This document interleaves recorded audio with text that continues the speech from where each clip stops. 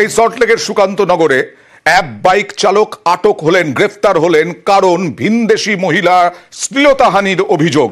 তাতে গ্রেফতার app bike চালক। সুকান্তনগরের ঘটনা। ভিনদেশের তরুণীর শ্লীলতাহানি, থাইল্যান্ডের তরুণীর শ্লীলতাহানি, অ্যাপ বাইক চালকের অফিসের কাজ সেরে ফেরার পথে শ্লীলতাহানি। কবে, কোথায়, কিভাবে ঘটলো জানবো। প্রতিনিধি অনুপের সঙ্গে কথা বলবো।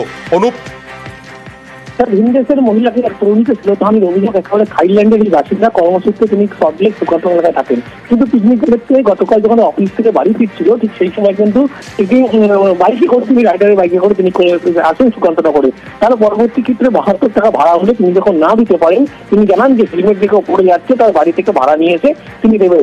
এরপরে 15 মিনিটের বেশি কিন্তু একেবারে ওই অনলাইন যিনি সংস্থা ছিলেন রাইডার, তিনি বাইরে অপেক্ষা করছিলেন। শেষ না আসায় তার বাড়ির ভিতরে জোর করে প্রবেশ করে এবং সেখানে কিন্তু তার ঘরের মধ্যে শ্লীলতাহানি করা হয়েছে বলে এমনটাই অভিযোগ করে।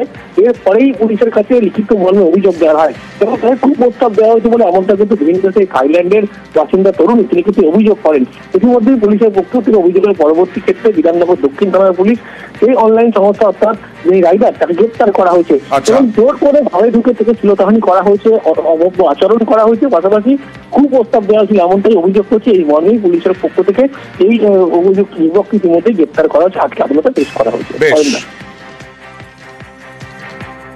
এবার মাথাভাঙায় যাব। মাথাভাঙায় আবাস এবং অঙ্গনওয়াড়িতে আবাসের ঘর পাইয়ে দেওয়া আর অঙ্গনওয়াড়িতে চাকরির নামে প্রতারণা। টাকা তোলা হয়েছে এই মহিলাদের কাছ থেকে, এরকমটাই অভিযোগ প্রতিবন্ধী কল্যাণ সমিতির প্রাক্তন সহসভাপতির বিরুদ্ধে। মাথাভাঙা থানায় অভিযোগ প্রতারিত মহিলাদের। অভিযোগ অস্বীকার করেছেন যদিও ওই প্রাক্তন কর্তা। কথা বলবো প্রতিনিধি রাজেশের সঙ্গে।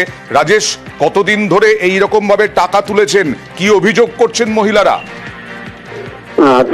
মাথাভাঙা এক ব্লকের বিভিন্ন এলাকায় মহিলাদের কাছ থেকে আবাস যোজনার ঘর পাইয়ে দেওয়া এবং অঙ্গনওয়াড়িতে চাকরি পাইয়ে দেওয়ার নাম করে টাকা তোলার অভিযোগ উঠেছে। এটা মহিলাদের কাছ থেকে জানা যাচ্ছে। অভিযোগকারীরা জানাচ্ছেন প্রায় 7-8 বছর থেকে এলাকার বিভিন্ন মহিলার কাছ থেকে এভাবে টাকা তুলেছেন। কাউকে আবাসের ঘর পাইয়ে দেওয়ার নাম করে, কাউকে অঙ্গনওয়াড়ি চাকরি পাইয়ে দেওয়ার নাম করে। এমনকি এতজন মহিলা অভিযোগ করছেন, তারপরেও তিনি অস্বীকার করছেন কোন যুক্তিতে? দেখো, ওই প্রাক্তন প্রতিবন্ধী কল্যাণ সমিতির সহ সভাপতির যেটা দাবি যে তিনি কারো কাছ থেকে চাকরি এবং আবাসের ঘর পাইয়ে দেওয়ার নাম করে টাকা তোলেননি। অভিযোগকারী এক মহিলা টাকা তুলে তার কাছে এসেছিলেন, তিনি এক আধিকারিককে সেই টাকা দিয়েছিলেন এবং তার বিরুদ্ধে বাকিদের কাছ থেকে টাকা তোলার যে অভিযোগ করা হচ্ছে সেই অভিযোগ ভিত্তিহীন। বেশ, চাকরির টাকা নিয়ে যাচ্ছে 1,80,000, তারপরে আবার প্রতিবন্ধী কার্ডের জন্য টাকা নিয়েছে, ঘরের জন্য টাকা নিয়েছে, আজকে দিবে কালকে দিবে, টোটাল 4,20,000। এখন আমরা পাইছি, আমি হাত পা ধরি বলছি বাবু ফেরত দাও, কম বেশি করি। আমাকে এই চাকরির নাম করে বাচ্চা প্রতিবন্ধী কার্ড বানার জন্য আসছি, উনি কার্ড বানার নাম করে চাকরি দেওয়ার জন্য 1.5 লাখ টাকা নিয়েছেন। উনি শুধু ডেট দেন, পয়সা দেন না। সেই ব্যক্তির নাম আমিনুল। বারবার বলছে যে বা যাই বলুক আপনাকে সম্পূর্ণ মিথ্যা। আমি তো লোকটাকে চিনি না।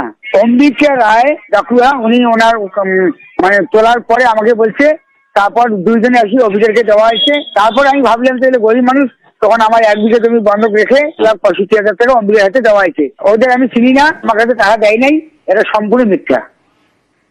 বিভিন্ন সময় আমরা মানুষের সমস্যা তুলে ধরি, যেমন এখানে গধেয়ার কুঠি এলাকা ধূপগুড়ির এই সেতুটা একেবারে বেহাল, একেবারে ঝুঁকি নিয়ে পারাপার করতে হয় মানুষকে। 3টি গ্রামের বাসিন্দা, তারা এই সেতু ব্যবহার করেন। একেবারে ভেঙে চুরে গেছে, যে কোনো সময় একেবারে ভেঙে পড়তে পারে এই সেতু। স্থানীয় যারা বাসিন্দা, যারা নির্ভর করেন এই সেতুর ওপর, তারা কি বলছেন দেখুন। ব্রিজের হাল তো এমনিতেই খারাপ, তার মধ্যে যে বড় বড় গাড়ি চলে, গাড়ি চলাতে যেরকম আরো বেশি খারাপ হয়ে গেছে। যাতে তাড়াতাড়ি ভালো হয় এটাই না চাই। যে কোনো দিনই তো দুর্ঘটনা ঘটতে পারে। হ্যাঁ, এটা ঘটতে পারে। কত জায়গায় ভাঙায় ব্রিজের? কেন নানান জায়গা ভাঙা, এইটুকু ব্রিজের মধ্যে মোটামুটি 5-7 জায়গায় তো ভাঙা আছে। এটা এই এলাকার এটাই একমাত্র রাস্তা, আমাদের একমাত্র ব্রিজ। দীর্ঘদিনের একটা সমস্যা। সমস্ত জায়গায় আমাদের এটা নিয়ে বহুতবার আন্দোলন করা হয়েছে এবং আন্দোলন চলছেও। এটা শুধু আমাদের ব্যক্তিগত সমস্যা নয়, এটা একটা সমষ্টিগত সমস্যা। স্কুলে যাচ্ছিস আসছিস, কতদিন থেকে এই ভাঙা সেতুটা দেখতে পাচ্ছিস? ছোটবেলা থেকে। কোনো পরিবর্তন হয়নি? না, সারাইও করেনি? না। কতটা ভয় নিয়ে যাতায়াত করিস তোরা? এখানে ভয় বলতে যখন তখন বড় ধরনের দুর্ঘটনা ঘটতে পারে। তখন কোনো বড় গাড়ি যাতায়াত করে তখন ব্রিজটা প্রচুর মানে কম্পন কাঁপতে থাকে। হ্যাঁ, কথা বলবো প্রতিনিধি রকির সঙ্গে। রকি, বহুদিন ধরে অভিযোগ যে এই সেতুর এইরকমই বেহাল দশা, তাহলে কাজ হচ্ছে না কেন? কি বলা হচ্ছে পঞ্চায়েতের তরফে বা অন্যান্য যে প্রশাসনিক কর্তারা আছেন তাদের তরফে? মহকুমা ধূপগুড়ি মহকুমার অন্তর্গত কুশামারি এলাকায় যে সেতু দীর্ঘদিন ধরে কিন্তু বেহাল অবস্থা রয়েছে স্থানীয় বাসিন্দাদের যে অভিযোগ, কারণ সেই সেতুর বেহাল দশা এতটাই জায়গায় জায়গায় গর্ত হয়ে গিয়েছে, সাঁকর পড়তে পড়তে এমনকি পিলারের যে রড তার কঙ্কালসার অবস্থা বেরিয়ে এসেছে। ঝুঁকির পারাপার কিন্তু সেই গ্রামের বাসিন্দারা সহকারে প্রায় 3টি গ্রামের মানুষ কিন্তু এই পথে যাতায়াত করে। অভিযোগ রয়েছে যে এলাকার প্রধান পঞ্চায়েত বারবার তাদেরকে কিন্তু জানানো হয়েছে যে এই সমস্যার কথা, কারণ এই সেতুর অবস্থা এতটাই খারাপ যে কিন্তু কাজটা হয়নি কেন, কি বলছেন তারা? স্থানীয় বাসিন্দাদের অভিযোগ। স্থানীয় বাসিন্দা না, প্রশাসনের কর্তা ব্যক্তিরা কি বলছেন?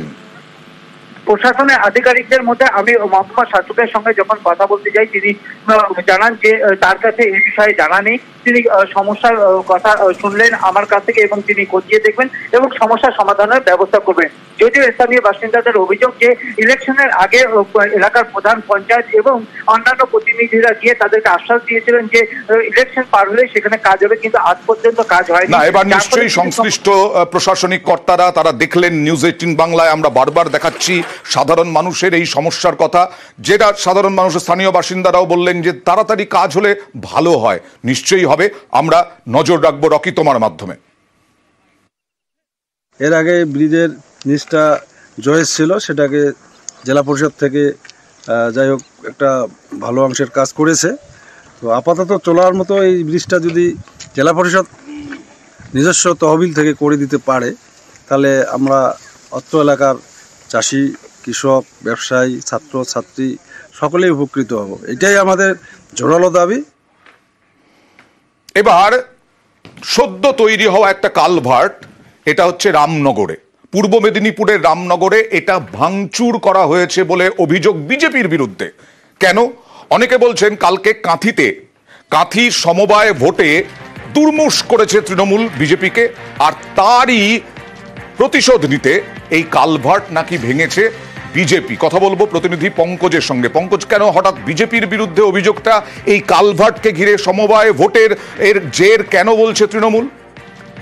দেখো, তৃণমূল যেটা অভিযোগ করছে যে ওই রামনগর 2 নম্বর ব্লকে যে দেপাল গ্রাম পঞ্চায়েতের শেখরবাড় এলাকায় একটি 500 একর জমিনে যেখানে জল নিকাশির জন্য সদ্য নির্মিত যেখানে কালভার্ট তৈরি হয়েছিল কংক্রিটের, সেই নির্মিত কংক্রিট যেখানে গতকাল এই রামনগর কলেজে কোঅপারেটিভ ব্যাংকের নির্বাচন ছিল, সেই নির্বাচনের ফলাফল ঘোষণার পরেই যে সমস্ত বিজেপি কর্মী সমর্থকরা গেছেন বাড়ি ফিরছেন, তারাই নাকি ভাঙচুর চালিয়েছে, এমনটাই কিন্তু দাবি করছে তৃণমূল কংগ্রেসের পক্ষ থেকে। তার মানে পূর্ব মেদিনীপুর যেরকম গরম থাকে সেই রকমই রাজনৈতিক দিক থেকে গরম। প্রায় 500 চাষির জল বেরোনোর জায়গা, গতকালই তার কনস্ট্রাকশন কাজ শেষ করা হয়েছিল। গতকাল রামনগর কলেজ নির্বাচনের পরেই সত্যেন পঞ্চায়েত এবং তার টিম এবং কিছু দেবপালের বিজেপির দুষ্কৃতী বাহিনী, অর্থাৎ সত্যেন পঞ্চায়েতের বিজেপি মন্ডল সভাপতি, রাত্রে অন্ধকারে তখন প্রায় সন্ধ্যা হয়, আমরা যখন পেছনে যাই তারা 15-20 জন মিলে হঠাৎ করে লাথি ফাটি মেরে সব ভেঙে দিয়ে যায়। যেহেতু প্রশাসনিক ব্যবস্থা নিচ্ছে এবং আমরা আমাদের যা যা করণীয় সেটা করছি।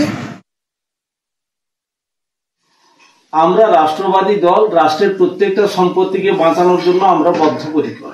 ওনারা কালকে সারা রাত এত দাপাদাপি করেছেন, আমাদের ভারতীয় জনতা পার্টির সমস্ত কর্মীরা কাল ঘর ছাড়া ছিল। বিরোধী বিজেপি ভেঙেছে, এই কথাকে সম্পূর্ণ অনুপবাবুকে চিন্তন করতে হবে। কারোর উপরে দোষারোপ করতে হলে তার সঠিক জানকারিটা নেওয়া অনুপবাবুর দরকার।